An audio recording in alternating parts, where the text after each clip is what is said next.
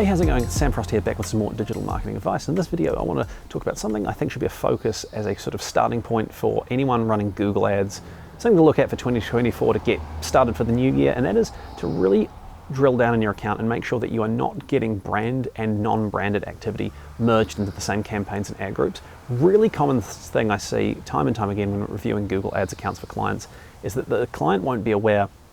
that their branded terms and non-branded terms are all rolled into the same campaigns and ad groups. And if I'm being really honest, I think a lot of agencies and freelancers are pretty happy for that to continue because it's really easy to make performance look better than it actually is. So you don't have to be a genius to work out that basically if somebody is looking for your brand name or your sort of product brand name, so by that I mean Apple is the brand or something like MacBook Pro is the product brand or iPhone, if somebody is looking for your product directly or your brand directly,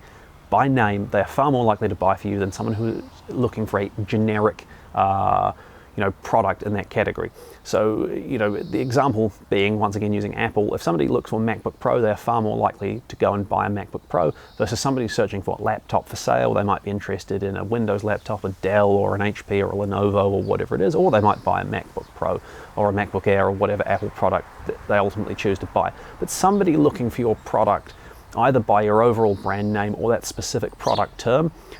is much more likely to buy from you than somebody who is looking for a generic solution or product or service.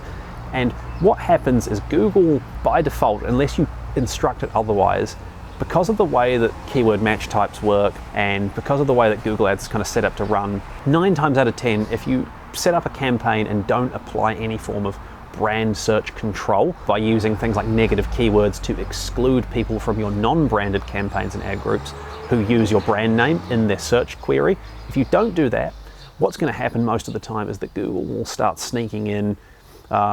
somewhat legitimately, somewhat illegitimately, depending on how you want to look at it, people who are searching for your product by your brand name or sort of product term or product brand name. And those people are obviously far more likely to convert into leads or sales or customers or be profitable e-commerce sales. And at a top line level, when you review the performance of your campaign or your ad group or your wider account, it can make things look a lot better than they otherwise would. And I can give you an example where basically when I first started this job, we took over from an agency that had been running ads for this company. We were selling sports supplements. And for every dollar we put into Google Ads, we would get about $10 back in terms of revenue, which was a pretty good figure to start with. But when I dug into the performance, that was coming from the reports that they were sending the marketing team each month, and we were looking over those. And then we said, hey, let's dig into the numbers, get into the numbers, and it turns out that basically the only aspect of the advertising in that account that was actually profitable was people searching for this company by brand name because they had a whole lot of pretty memorable TV advertising running at the time and did print advertising and radio ads and those kind of things. And basically what they were doing was just capturing people who were seeing ads on TV or radio or word of mouth, jumping on Google.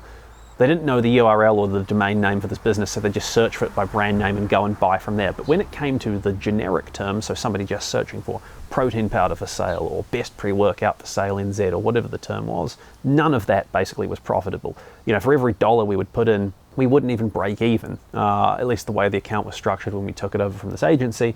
And then you had to factor in that there was actually a cost in terms of, buying the product and packaging it and shipping it off and running the warehouse and all those kind of things. But at a high level, the account looked really, really profitable because both through the way Google had structured it and what the agency was doing, everything was just being reported on as a sort of headline figure. And so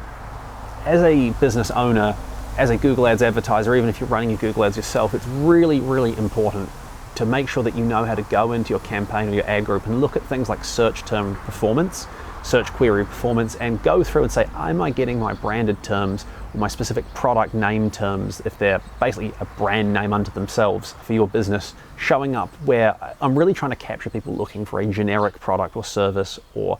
solution in my particular industry. If that's happening, you need to look at ways to split that out. The easiest way to do it is basically to have your non-branded campaign running, just assuming you've got say one campaign at the moment, you could split it into 2. You could have a non-branded campaign, and in that non-branded campaign you make your brand name and all its variations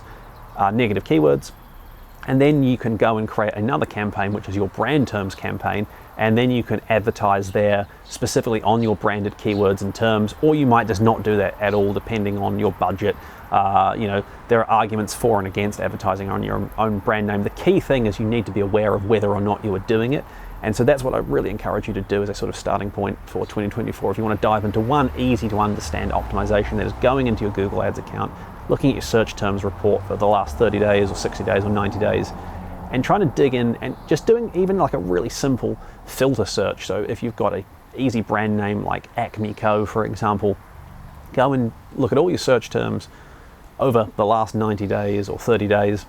and do a query search filter that contains your brand terms and look at the conversion performance, and then change that query filter to excluding your brand term and look at the conversion performance. And 9 times out of 10, probably even more than that, getting close to 10 out of 10 times, you'll be amazed at how much of a difference there is in performance, how much more effectively brand terms convert. And then you can actually make a more educated decision as to whether you need to really look at revisiting how your non-branded advertising is structured, whether it's performing for your business, whether you need to look at going back to the drawing board altogether, or maybe it's just working profitably for you but it's not quite so profitable. At least you understand, and then with that understanding you can decide where to go to next. But make this a really key optimization, or at least thing to understand for 2024. If you've got any questions, please do let me know. Thank you so much for watching, and I'll see you next time.